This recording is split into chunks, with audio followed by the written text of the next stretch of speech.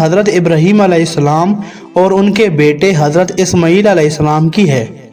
بہت سال پہلے حضرت ابراہیم علیہ السلام کو اللہ تعالیٰ نے خواب میں حکم دیا کہ وہ اپنے سب سے پیارے بیٹے حضرت اسماعیل علیہ السلام کو قربان کرے۔ حضرت ابراہیم علیہ السلام نے فوراً اللہ کا حکم مانا اور اپنے بیٹے کو قربان کرنے کا فیصلہ کیا۔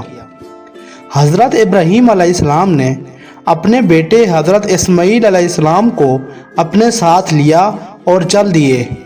راستے میں شیطان نے حضرت ابراہیم علیہ السلام کو ورغلانے کی کوشش کی، لیکن انہوں نے اللہ کے حکم پر عمل کرنے کا پکا ارادہ کر لیا تھا۔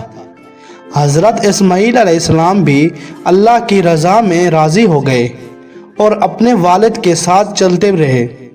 جب وہ دونوں قربانی کی جگہ پہنچے، حضرت ابراہیم علیہ السلام نے حضرت اسماعیل علیہ السلام کو زمین پر لٹایا اور ان کی آنکھوں پر پٹی باندھی تاکہ ان کی محبت رکاوٹ نہ بنے۔ جیسے ہی حضرت ابراہیم علیہ السلام نے قربانی کے لیے چھری چلائی، اللہ تعالیٰ نے حضرت اسماعیل علیہ السلام کو بچا لیا اور ان کی جگہ ایک دمبا بھیج دیا۔ اس طرح اللہ تعالیٰ نے حضرت ابراہیم علیہ السلام کی قربانی قبول کر لی اور ان کی آزمائش پوری ہو گئی۔ عید الاضحیٰ ایسی عظیم قربانی کی یاد میں منائی جاتی ہے۔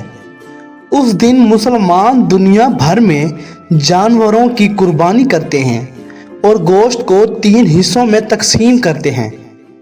ایک حصہ غریبوں اور مسکینوں کے لیے، ایک حصہ دوستوں اور رشتہ داروں کے لیے اور ایک حصہ اپنے گھر والوں کے لیے۔ عید الاضحیٰ ہمیں سکھاتی ہے کہ اللہ کی رضا کے لیے اپنی محبوب چیزیں قربان کرنی چاہیے اور اللہ کے حکم پر عمل کرنا چاہیے۔